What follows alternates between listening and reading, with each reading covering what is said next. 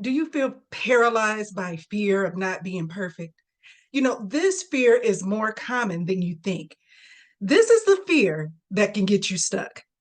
Well, what about this? Have you ever let perfectionism dictate your decisions?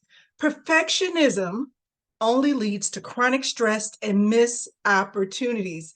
Tell me this though, when was the last time you let past failures impact your present choices? And I'll tell you that it probably happened more recently than you think, because living in the shadow of past mistakes can create a cycle of fear, stopping you from seizing new chances of happiness and the life you desire.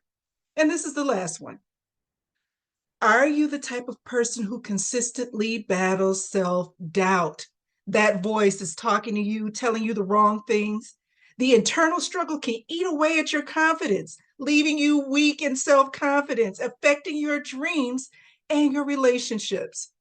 Welcome, sophisticates. Today we are addressing the fear of failure. We're rewriting this narrative. Okay, it can't stay like it's been, or you'll stay like you are. By the end of this video, you will gain transformative insights on how embracing and understanding your fears is your key to a life of sophisticated empowerment and emotional intelligence. There are going to come times in your life where you are afraid, but you have to make the choice to move forward anyway. And that's happened to all of us, and it's happened to me.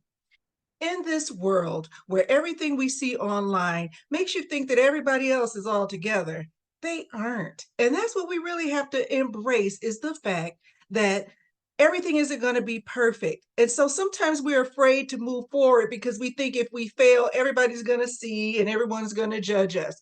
But there are times where you have to make decisions only for you. And this is where emotional intelligence and sophisticated empowerment comes in. So for me, there have been many times, and I'm just going to tell you one that wasn't so far in my past.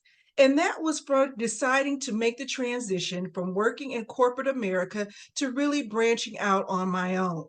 And that means that I had a fear of losing out on some material things and the ability to do things that take the money that I was making in that corporate job, but to really feel free and have my emotions in the place where they needed to be happy. I had to make those choices even in fear. And I mean, you can do that too. And maybe your circumstance isn't the same as mine. Maybe it is more severe than mine was, but you can do it in fear. And failure and what other people think doesn't matter in the grand scheme of things. Okay. Sophisticated empowerment involves transforming fear of failure from an enemy to an ally. It's a vital step of your journey towards mastering your emotions and becoming the person that you desire. Because your future self depends on you taking actions right now that is going to change the way that you live. Because if you look at the future, you're not imagining your future just as it is right now.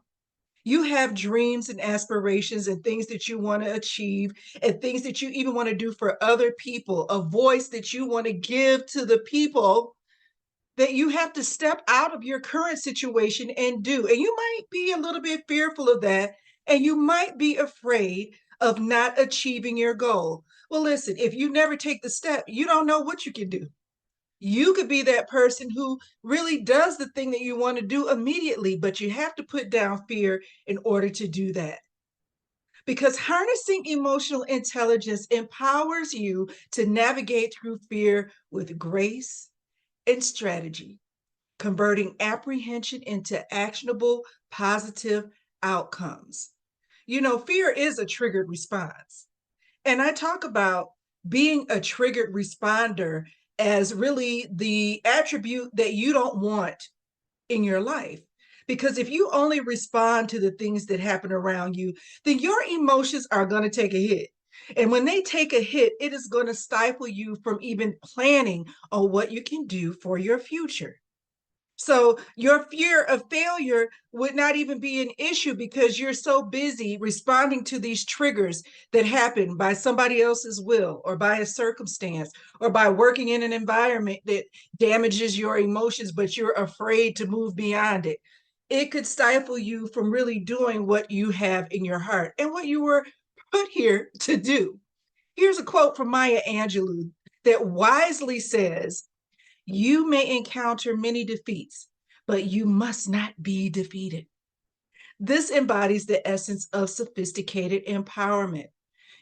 Sometimes we look at the things that happened to us in the past and we think of it as just our course in life. This is the cross we have to bear. I know you've heard that, but it's not. What I'm telling you is that you can look at those things that where you failed or where you fell short or where you disappointed yourself or maybe somebody else in your past as motivation for you to do something in the future. In my book, Brains and Baubles, I talk about how fear and the things of the past can actually be motivation for you to get over that. Especially when you've overcome something that was really traumatic in your life. And maybe it was from your own failure. Maybe you didn't do what you were supposed to do, or you had a bad attitude, or your emotions took control of your actions and caused you to take an action that had poor repercussions. That can happen, but that can be the motivation for you to do something different. I mention all the time about the gratitude journal, and the purpose of the gratitude journal is reflection. It's for you to recognize those things in the past that may have been thought to be bad, how it actually had a great outcome, how you may have been connected to someone else in a different way because of that thing that happened. Or you found a new strength within yourself that you didn't know you had because you overcame that obstacle. Or you just, reveled in that, but somehow changed your life to something totally different. And then the gratitude journal is a way to look at your life in a different way. It's a way to look at God and how He has blessed you to overcome these things as motivation to do something more. Once I did leave corporate America and I found my way, being an independent teacher or working on projects that are just for me and still living and still surviving. Hey, I know I can do so many more things, bigger things, and greater things because I have lived that experience.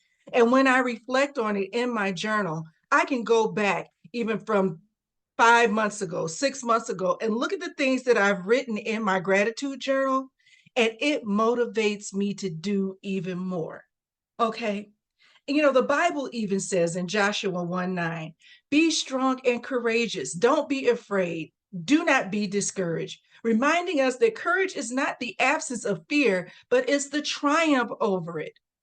It's the fact that you know that God is here to support you. And most importantly, He didn't give us the spirit of fear. So if God didn't give us the spirit of fear, then it doesn't belong to us. We can trample over that fear.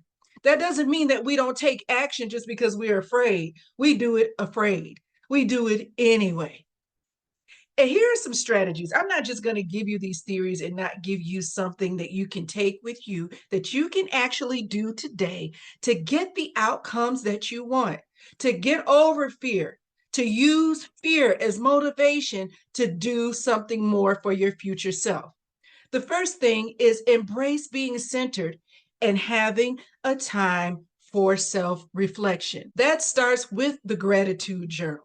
But being centered is more about your emotions. It's more about taking control of your emotions and not being a triggered responder.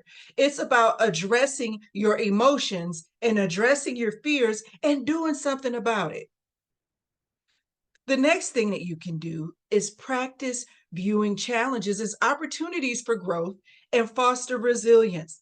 And that comes with emotional planning. So, the opposite of being a triggered responder is being an emotional planner. Listen, if you only respond to triggers, then that's what you are, a triggered responder. You're going here, you're going there. Your attitude is flipping. You never have a chance to really get settled and think about your future. Think about what you want and think about what makes you happy and what's going to make you happy in the future. I would never just respond to anything. Responding doesn't give you power. And you think, well, if I don't respond in this type of way, then this person is going to take advantage of me. And if I don't respond in this type of way, then I'm going to get overlooked in the office. And if I don't respond in another type of way, then I'm not going to get the things that I want out of life. Well, listen, your response is based on something outside, an outside force, entity, situation, or person is not doing anything for your future. But emotional planning is going to get you where you want to go. Emotional planning is the process of examining how you respond to things and then working out a better way to do it. I always say that your emotions impact your thoughts impact your behavior, and your behavior impacts your environment. And in your environment is your future, what you're around, people you're around, the activities that you do, the beauty of your surroundings, and how you look in yourself, your self fulfillment, what you're actually contributing to this earth while you're here. That takes planning. And I'm not saying that it's a long, arduous task, but I do say that you need to take time to sit down and address how you handle triggers. Listen, don't let the triggers be the thing that keep you from where you want to go. Today's insights offer you more than just strategies. They provide a new lens to view the fear of failure, a lens of sophistication and empowerment. Explore these concepts further in my book, Brains and Baubles, Do What Works for You, and share your thoughts in the comments. Your journey to a fearlessly sophisticated life starts right here, right now. Thank you for embracing this journey with me. Remember, every step away from fear is a step towards your sophisticated future. Keep pushing boundaries, keep growing, and above all, keep believing in your limitless potential. Until next time, walk the path of sophistication with confidence and poise.